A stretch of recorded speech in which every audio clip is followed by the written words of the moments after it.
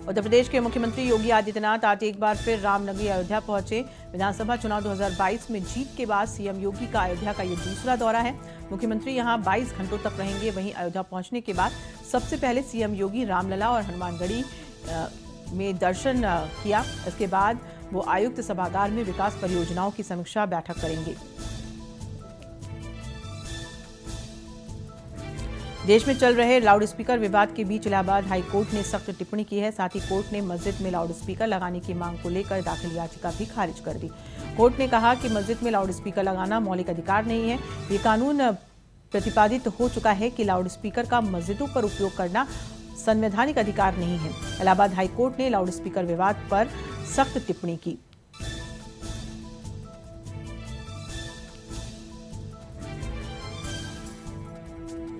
मध्य प्रदेश के वाराणसी में ज्ञानव्यापी मस्जिद परिसर की वीडियोग्राफी और सर्वे का काम आज से शुरू हो रहा है। ये काम वाराणसी सिविल कोर्ट के आदेश के बाद किया जा रहा है।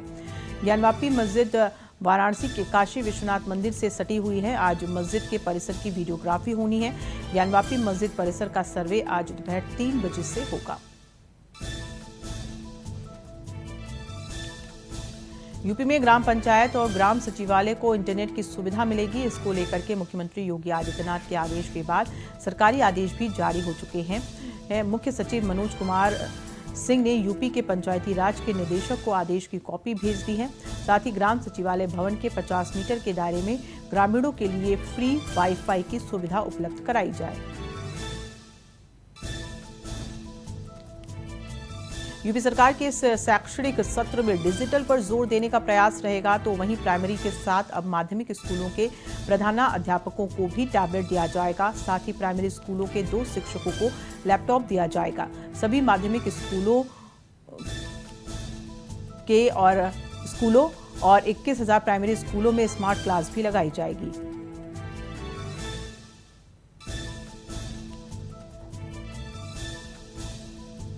केंद्रीय गृह मंत्री अमित शाह अपने बंगाल दौरे के दूसरे व अंतिम दिन आज सबसे पहले उत्तर बंगाल के कूच बिहार जिले में 3 बीघा कॉरिडोर जाएंगे। भारत बांग्लादेश सीमा पर स्थित इस कॉरिडोर के पास गृह मंत्री बीएसएफ जवानों के साथ भी बातचीत करेंगे।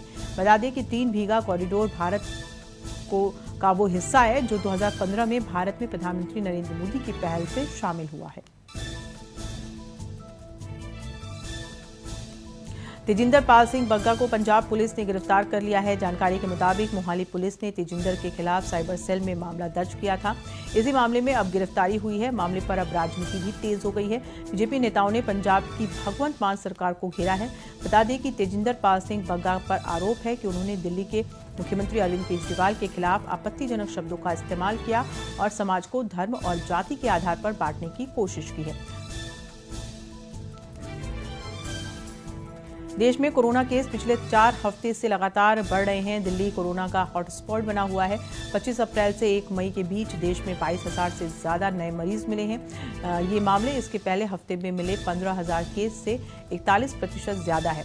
देश में मिल रहे केस में से 67% अकेले 3 राज्यों दिल्ली, हरियाणा और यूपी से है।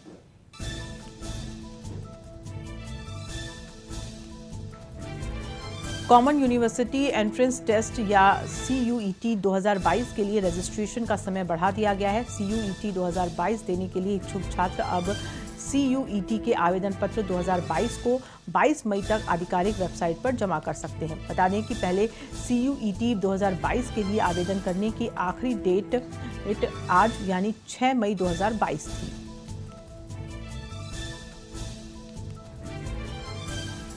दिल्ली के निजी स्कूल अब अभिभावकों को महंगी किताबें और यूनिफॉर्म खरीदने के लिए बाध्य नहीं कर सकेंगे। दिल्ली सरकार के शिक्षा निदेशालय ने इस संबंध में एक आदेश जारी किया है।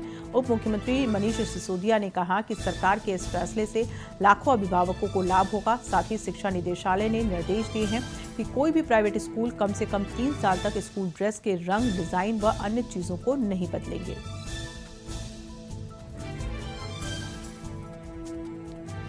बिहार के नेता प्रतिपक्ष तेजस्वी यादव ने कहा कि केंद्र सरकार को जातीय जनगणना करानी चाहिए। जब जानवरों की गिनती होती है तो सवर्ण, पिछड़े, अति पिछड़े, दलितों की गिनती क्यों नहीं होती? बीजेपी जातीय जनगणना से डर क्यों रही है?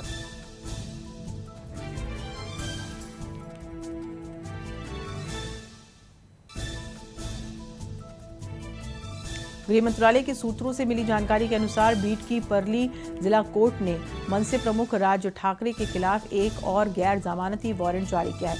राज ठाकरे के खिलाफ ये दूसरा नॉन बेलेबल वारंट है। इसके पहले 6 अप्रैल को सांगली कोर्ट भी ठाकरे के खिलाफ वारंट जारी कर चुकी है। लाउडस्पीकर विवाद मामले में महाराष्ट्र की अघाड़ी सरकार को अल्टीमेटम देने वाले एमएनएस प्रमुख राज ठाकरे की कभी भी गिरफ्तारी हो सकती है। राज ठाकरे के खिलाफ दूसरा गैर जमानती वारंट जारी हुआ।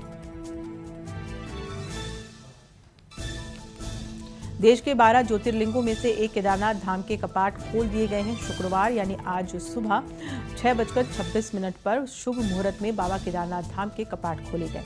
इस दौरान कड़कड़ाती ठंड में बाबा के दर्शन के लिए श्रद्धालुओं की भारी भीड़ नजर आई। तो वहीं कपाट खुलने के बाद प्रधानमंत्री नरेंद्र मोदी के नाम से पहली पूजा की गई। मुख्यमंत्री पुष्कर सिंह धामी ने पूजा अर्चना कर बाबा केदार का आशीर्वाद लिया। मुख्तार अंसारी की परेशानियां कम होने का नाम नहीं ले रही हैं। बता दें कि एलडीए को मुख्तार की संपत्तियों का विवरण जुटाने में समस्या हो रही है, इसलिए अब नगर निगम और तहसील में मुख्तार अंसारी की संपत्तियों की तलाशी की जाएगी। तो वहीं मुख्तार के साथ उसके रिश्तेदारों का भी विवरण तलाश किया जाएगा।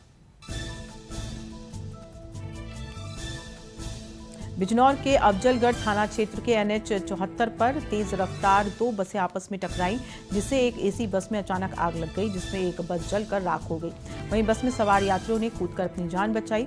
वहीं हादसे में 2 लोग गंभीर रूप से घायल हो गए हैं। बताया जा रहा है कि ये private AC bus Nepal border से लुधियाना जा रही थी।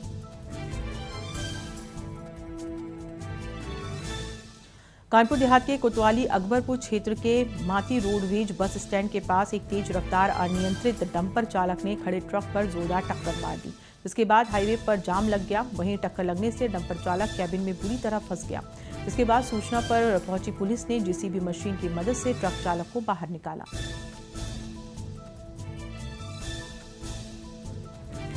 यूपी के गोंडा में एक वीडियो सोशल मीडिया पर तेजी से वायरल हो रहा है। वायरल वीडियो में 4 युवक एक प्रेमी युगल के युवक की जमकर पिटाई कर रहे हैं। आरोप है कि ये युवक पहले भी एक लड़की के साथ अश्लील हरकत करते हुए पकड़ा गया था और फिर ऐसा कर रहा है। इससे नाराज गांव के 4 लोगों ने उसकी जमकर पिटाई कर दी। जब इन 4 लोगों ने लड़की के प्रेमी की पिटाई की तो वहीं लड़की के साथ अश्लील हरकत भी की। लोगों ने इसका वीडियो बनाकर सोशल मीडिया पर वायरल कर दिया।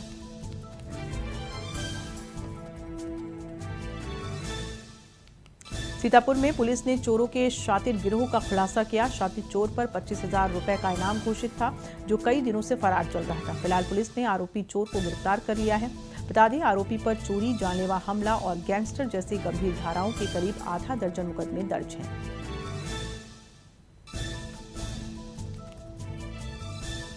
रामपुर में थाना सिविल लाइंस और थाना टांडा पुलिस ने चेकिंग के दौरान अलग अलग घटना स्थल पर बदमाशों से मुठभेड़ की, जिसमें पुलिस की गोली से एक बदमाश घायल हो गया। पुलिस ने बदमाशों के पास से एक अवैध तमंचा बरामद किया। पुलिस के मुताबिक गिरफ्तार बदमाशों का आपराधिक इतिहास लंबा है। फिलहाल मुठभेड़ में दोनों थानों की पुलिस ने बदमाशों को गिरफ्तार कर लिया है।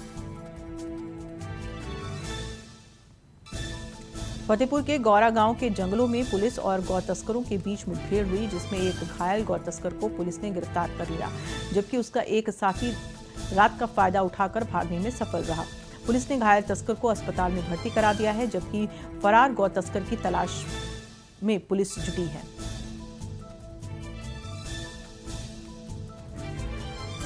कॉर्बेट टाइगर रिजर्व के कालागढ़ रेंज में बाघ दिखाई देने से क्षेत्रवासियों में डर का माहौल बना हुआ है। वन विभाग इसको लेकर अलर्ट मोड पर नजर आ रहा है। बता दें कि कालागढ़ में रामगंगा नदी के पास शमशान घाट के करीब एक बाघ दिखाई देने से लोग दहशत में हैं। वहीं वन महकमे ने मौके पर वन रक्षकों की टीम को तैनात कर दिया है।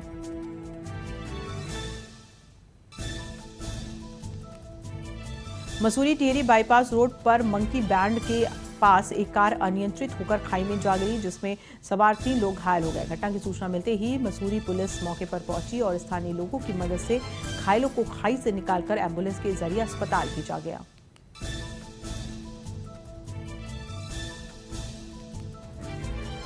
चमोली में मलारी हाईवे भापकुंड के पास कैंपर दुर्घटनाग्रस्त होकर धौली गंगा में गिर गया, जिसमें वाहन चालक का कोई पता नहीं चल पाया है। वाहन में कितने लोग सवार थे अभी कुछ पता नहीं लग पाया है। सूचना मिलने पर पुलिस SDRF की टीम मौके पर पहुंचकर रेस्क्यू अभियान शुरू कर चुकी है।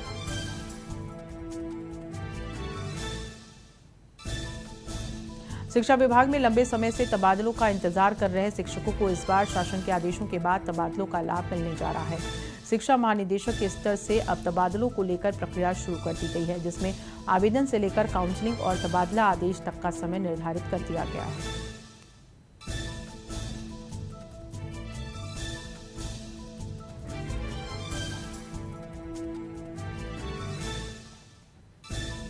महिला सशक्तिकरण और बाल विकास खाद्य आपूर्ति मंत्री रेखा आर्य का बयान सामने आया है। उन्होंने कहा है कि उत्तराखंड राज्य के अंदर गरीबों के राशन में बिल्कुल भी गड़बड़ी बर्दाश्त नहीं की जाएगी।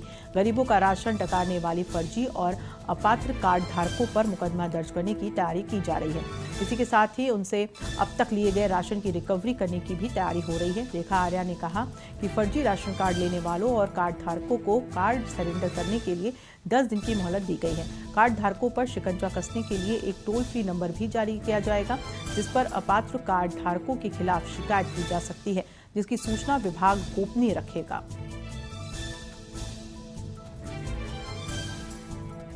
संपत्ति के लालच में एक व्यक्ति ने अपनी वृद्ध मां को घर से बाहर निकाल दिया, वहीं 3 बहनों को भी घर से बाहर का रास्ता दिखा दिया, जिसके चलते आज तीनों युवतियां सड़कों पर धक्के खा रही हैं और पुलिस से इंसाफ की गुहार लगा रही हैं। लेकिन पुलिस भी इस मामले पर मूक दर्शक बनी बैठी है, क्योंकि भाई सरकारी मुलाजिम है।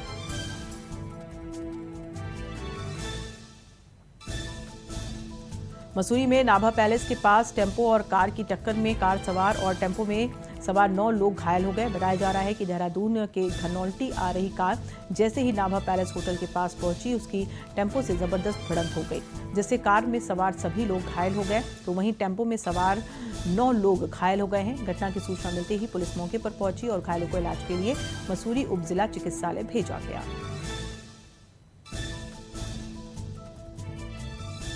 देवघर के मोहनपुर थाना क्षेत्र के सरसा गांव में एक शर्मसार करने वाली घटना सामने आई है, जहां एक बुजुर्ग पर 9 साल की बच्ची से गलत हरकत करने का आरोप लगा है। परिजनों की शिकायत पर पुलिस ने केस दर्ज कर लिया है और मामले की जांच में जुट गई है।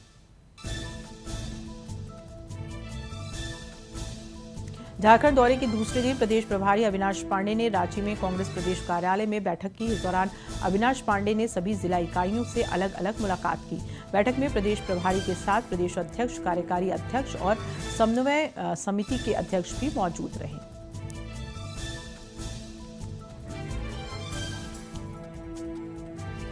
अवैध खनन के मामले में झारखंड सहित कई राज्यों में ईडी ने बड़ी कार्रवाई की है। झारखंड, बिहार, राजस्थान, हरियाणा और एनसीआर के 18 जगहों पर ईडी ने एक साथ छापेमारी शुरू की है।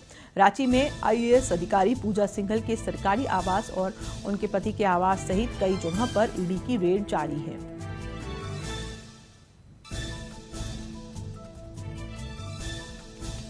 रांची में एक दिव्यांग प्रोफेसर राजभवन के सामने धरने पर बैठ गए।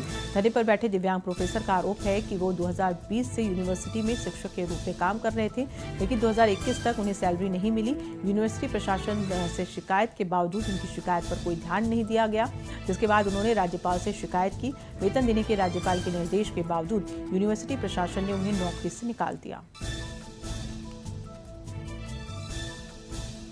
बेतिया जिले के गोपालपुर थाना क्षेत्र के दुखी थापर गांव में एक प्रेमी युगल का शव पेट से लटका मिला, जिससे इलाके में सनसनी फैल गई। बताया जा रहा है कि लड़की नाबालिग थी, इस कारण मामला संदिग्ध नजर आ रहा है। फिलहाल पुलिस छानबीन में जुट गई है। परिजन ने बताया कि बहुत दिनों से दोनों में प्रेम प्रसंग चल रहा था, लेकिन दोनों ने खुदकुशी क्यों कर ली, इसका खुलासा नहीं हो पाया। बेगूसराय में खड़ी ट्रक में अचानक आग लगी, जिससे ट्रक धू-धू करके जल गया। जब तक अग्निशमन दस्ता घटनास्थल पर पहुंचा, तब तक ट्रक धू-धू करके जल गया। बताया जा रहा है कि ट्रक से छत्तीसगढ़ से पपीता लाया जा रहा था। ट्रक जब बेगूसराय दीपशिखा चौक पहुंचा तो चालक ट्रक को खड़ा करके सो गया। उसमें अचानक आग लगी। सूचना मिलने पर दमकल की गाड़ियों ने आग पर काबू पाया।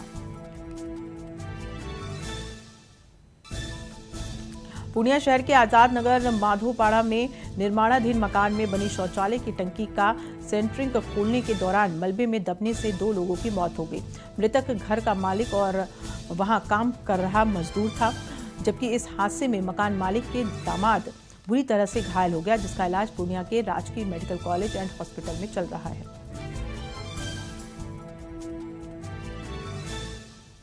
गर्मी के दिनों में अति नक्सल प्रभावित देव प्रखंड के पचौखर गांव के लोग पानी की समस्या से जूझ रहे हैं। भूजल की गिरावट की वजह से हैंडपंप में पानी नहीं आ रहा है।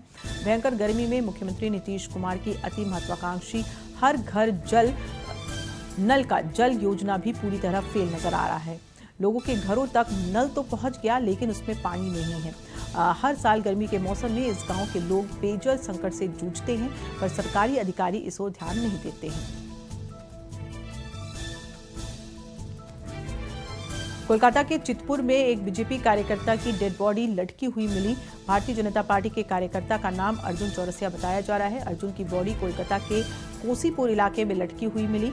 हालांकि बीजेपी हत्या का दावा कर रही है। ये घटना उस समय सामने आई जब अमित शाह कोलकाता में है। शुक्रवार को सेंसेक्स सूचकांक 736 अंक फिसलकर 54,966 के स्तर पर खुला, जबकि दूसरी ओर निफ्टी सूचकांक 231 अंक टूटकर 16,452 के स्तर पर खुला। कारोबार शुरू होने के कुछ ही मिनट बाद सेंसेक्स 900 अंक तक टूट गया।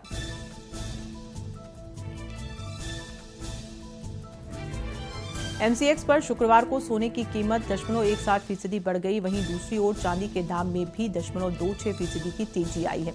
इस बढ़ोतरी के बाद सोने का भाव बढ़कर 50,986 रुपये प्रति 10 ग्राम पर पहुंच गया, जबकि चांदी की कीमत 62,498 रुपये प्रति किलोग्राम हो गई।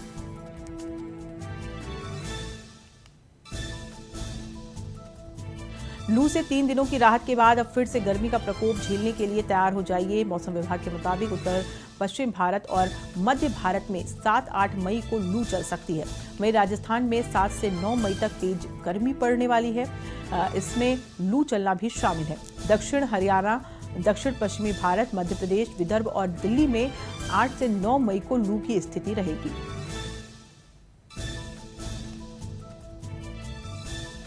दक्षिण दिल्ली नगर निगम ने अतिक्रमण और अवैध निर्माण के खिलाफ अभियान शुरू कर दिया है। बुधवार से शुरू हुआ अभियान लगातार 13 मई तक जारी रहेगी। इस दौरान सरिता विहार, शाहीन बाग समेत 17 स्थानों पर एसडीएमसी अतिक्रमण हटाने के साथ अवैध निर्माण ढाने की भी कार्रवाई करेगी।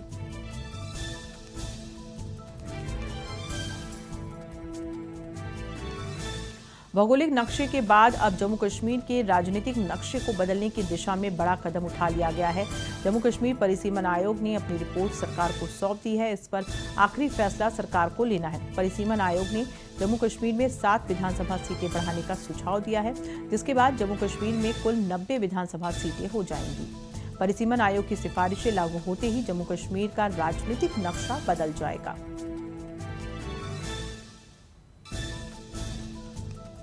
आईपीएल के 51वें मैच में गुजरात का सामना प्लेऑफ की रेस से पहले ही बाहर हो चुकी मुंबई से होगा। मुंबई के पास खोने के लिए अब कुछ नहीं है। ऐसे में वो अपनी साख बचाने के लिए मैदान पर उतरेगी। टीम अब तक खेले गए मैचों में केवल 1 जीत दर्ज कर पाई है। दूसरी तरफ नई नवेली गुजरात की टीम पॉइंट टेबल के टॉप पर है और लगभग प्लेऑफ में अपनी जगह बना चुकी है।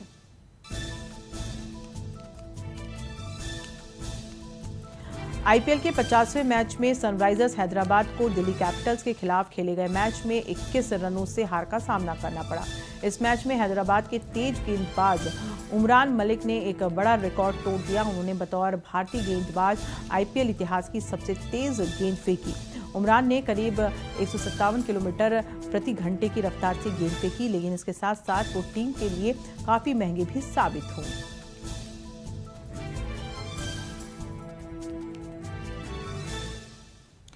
गोविंदा का एक लेटेस्ट वीडियो सोशल मीडिया पर जमकर वायरल हो रहा है। इस वीडियो में वो अपनी फिल्म के पॉपुलर गाने पर हेमा मालिनी की बेटी ईशा देओल संग डांस करते नजर आ रहे हैं।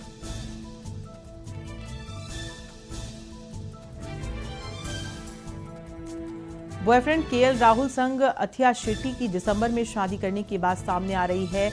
अथिया और केएल राहुल लंबे वक्त से रिलेशनशिप में हैं। पिछले साल ही कपल ने अपने रिश्ते को कंफर्म किया है। सोशल मीडिया पर कपल रोमांटिक तस्वीरें शेयर करता है।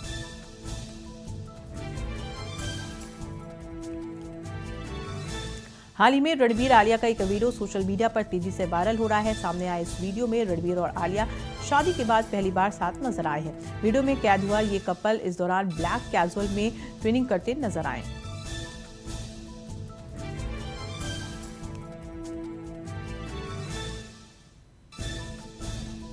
बॉलीवुड फिल्म इंडस्ट्री के फेमस डायरेक्टरों में से एक डेविड धवन की फैमिली में इन दिनों खुशियों ने दस्तक दी है। दरअसल उनके बड़े बेटे रोहित धवन अब दूसरी बार पिता बन गए हैं। खबरों की माने तो रोहित की वाइफ जाह्नवी ने एक प्यारे बेटे को जन्म दिया है।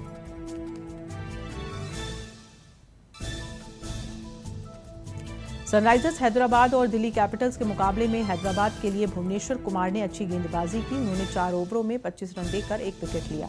इसके साथ साथ एक मेडन ओवर भी निकाला। इस मेडन ओवर की वजह से भुवनेश्वर ने एक खास रिकॉर्ड अपने नाम कर लिया। वो आईपीएल में सबसे ज्यादा मेडन ओवर फेंकने के मामले में इरफान पठान की बराबरी पर पहुंच गए हैं।